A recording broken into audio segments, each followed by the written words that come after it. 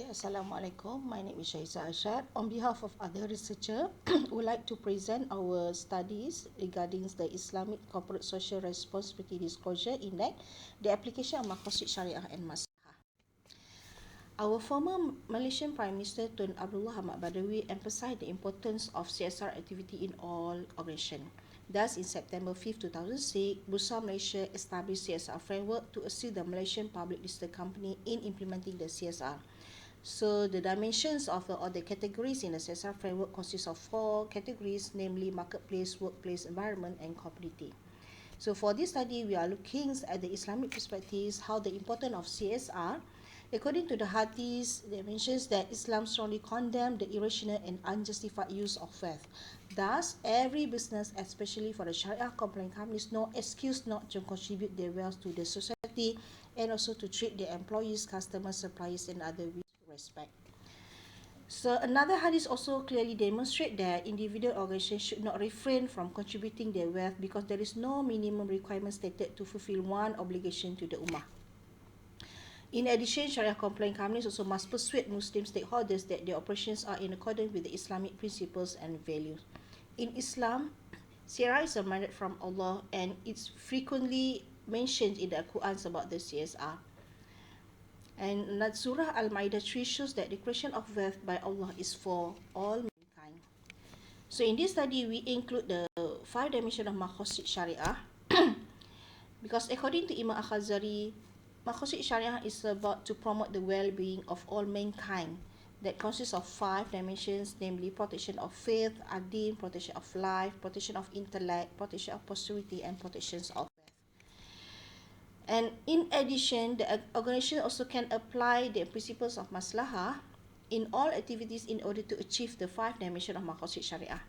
Imam Al-Ghazali defined maslahah as an expression for seeking benefit and removing something harmful. And maslahah is essential, the preservation of the 5 principles of Maqasid Syariah. So there are 3 levels of maslahah, namely the most important one is the essential, daruriyat, complementary, hajiyah, and the 3rd level is the embellishment, is tahsiniyat. So this is the examples that provided by the Dusuki and Abdullah 2017, how the company can implement the maslahah. For example, at the essential part, the company may provide halal product and services, acquired wealth through halal means. And then for the complementary, so the company may provide a proper place of worship for employees, flexible working hours, rest day, holiday. And for the 3rd level, which is the embellishment, the company may participate in activities or programs that may lead to the improvement and perfections of the public life. For example, providing wakaf and also offered sponsorship. So there are so many framework that provided by the Malaysian companies, Malaysian government, number of framework to encourage Malaysian companies to practice the greater CSR. So for this study, we choose Bursa Malaysia CSR framework as our main baseline to develop our ICASREMS. Okay, the dimension of CSR from the Islamic perspective. So the first theme is the marketplace, where it's about focusing on the key activities in the business.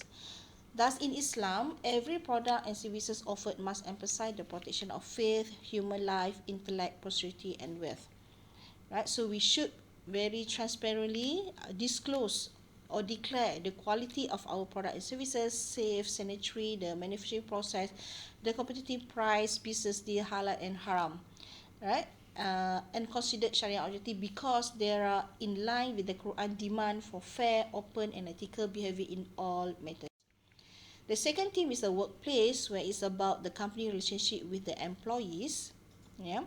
Islam strongly emphasizes for the fair labor practices, workers' rights, and employees' self-esteem in the organization. So based on the hadith, everyone is Allah's servant, and no one is nobler than another except Allah. As a result, in Islam, the spirit of brotherhood and equality in the workplace is extremely important. To ensure that no one is treated unfairly, justice and benevolence should also be emphasized. The last theme, the 3rd one is the environment. So the environments and natural resources are highly valued in Islam, where there is about 500 verses in the Quran providing guidance on how to deal with the environment. Allah condemned the environmental exploitation. The last theme is the community. In Islam, equitable distribution of wealth and possession to poor and needy peoples are constitutes an important objective of the Sharia. Right? So Allah promises will double the wealth to the generous companies or individual. So Islam strongly emphasized about the transfer of wealth to the community, and this is consistent with the goal of Islamic jurisprudence, which is to safeguard community social order. If we compare with the CSR and the what we wanted to introduce, which is the ICSR, so the gap that we found is there is a lack of study has been done on the Islamic disclosure of CSR, especially to the Sharia compliant companies.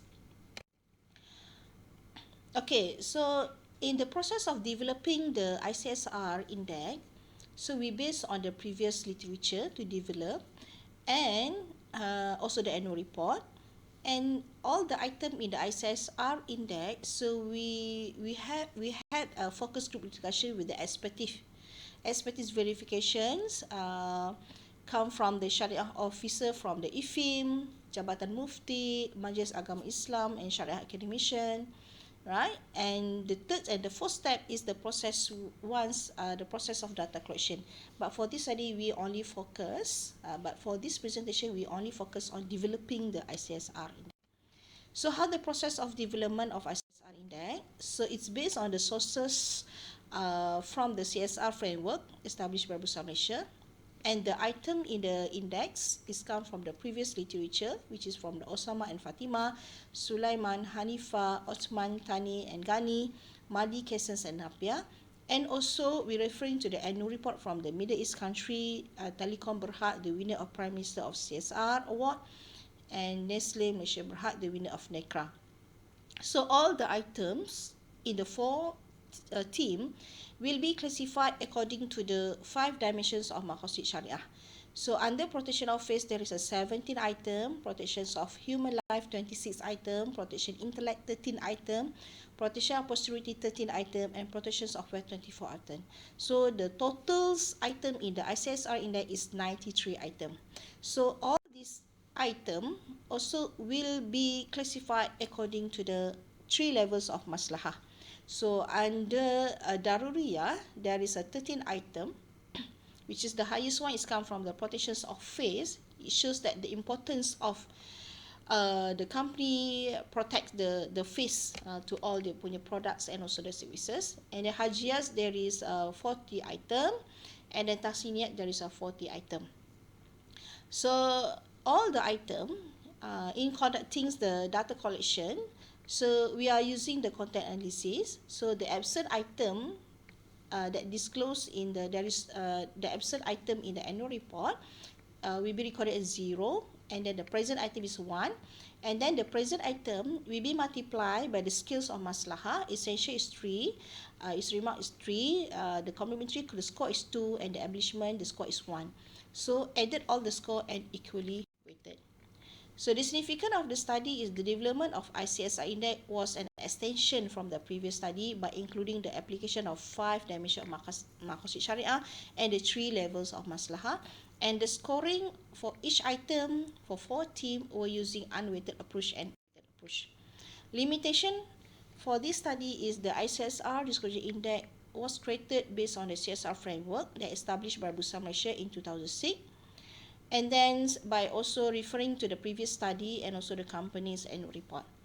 But for the recommendation for the future study, maybe you can refer to the Bursa Malaysia Sustainable Framework, which was launched in October 2005, as well as to the standalone sustainable report that won the sustainability and CSR, and also by referring to the ESG index.